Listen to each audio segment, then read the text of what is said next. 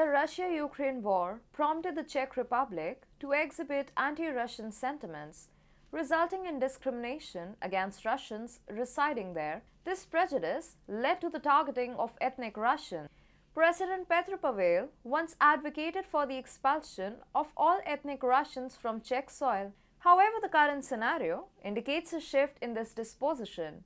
Hi and welcome, I'm your host Vedika. Let's begin. European nations have exhibited discriminatory behavior towards Russians, a sentiment echoed by Czech President Petr Pavel. He endorsed intensified surveillance of Russians residing in Western countries, citing parallels with the strict monitoring of Japanese by Americans during World War II. He asserted that security measures for Russian nationals during wartime should surpass those in times of peace, emphasizing stricter monitoring.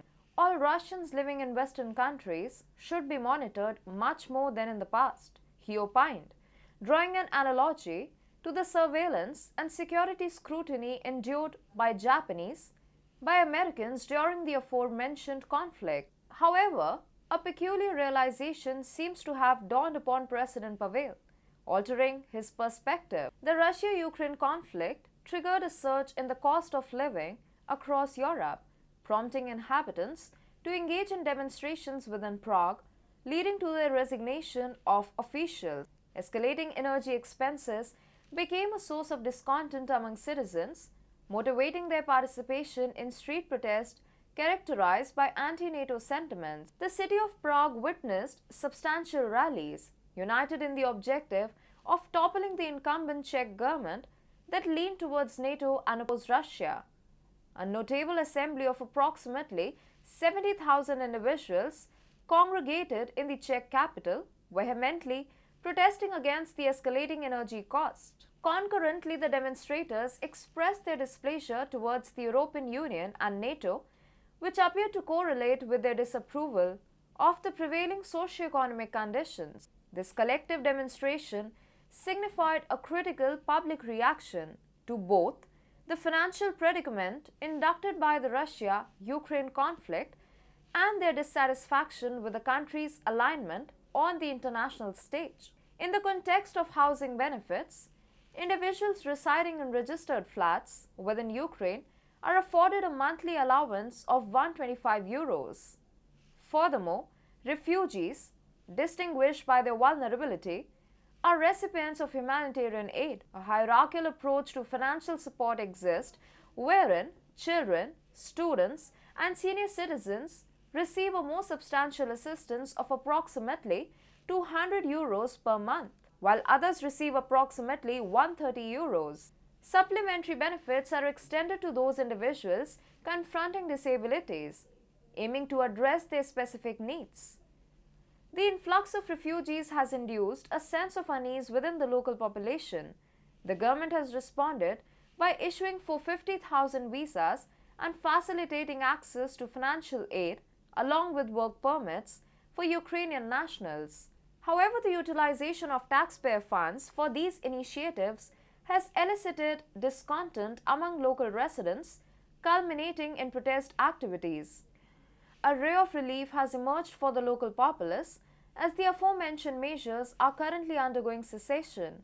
Pavel swiftly grasped the prevailing public sentiment, prompting a discernible shift in his stance towards Ukraine. Czechia has recently adopted a policy of curbing benefits provided to Ukrainian refugees, a measure that has contributed to notable fiscal savings amidst the nation's economic consolidation efforts. This recalibration has resulted in a reduction of more than a third the financial outlay associated with Ukrainian refugees.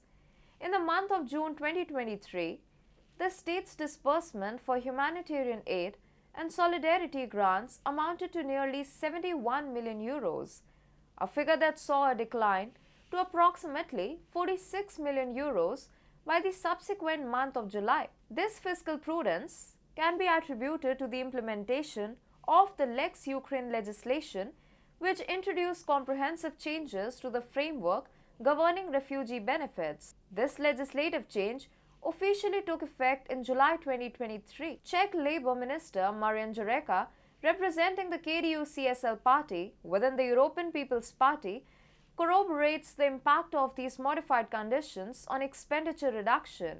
Minister Jureka underscores that these amendments have prompted certain refugees to return to Ukraine, resulting in both financial and demographic adjustments. Prague is actively pursuing transformation, with citizens echoing the sentiment of Czech first, inspired by Donald Trump's rhetoric, as a means to emphasize economic revitalization. Demands extend to the restoration of diplomatic ties with the Kremlin and the stabilization of prices, given the significant 18% inflation observed in September 2022 within the Czech Republic. Presently, as a strategic move to secure his position, Petr Pavel is advocating for the removal of Ukrainians from the country. Petr Pavel's initial aggression targeting ethnic Russians, coupled with extravagant benefits for Ukrainian refugees, garnered public dissatisfaction. His recent about-face attempting to expel Ukrainian migrants appears as a reactive measure, yet this abrupt U-turn may prove inadequate to regain public trust. His shifts in stance reflect inconsistent leadership, potentially rendering these efforts too little, too late to salvage his credibility amidst a populace seeking coherent and principled governance.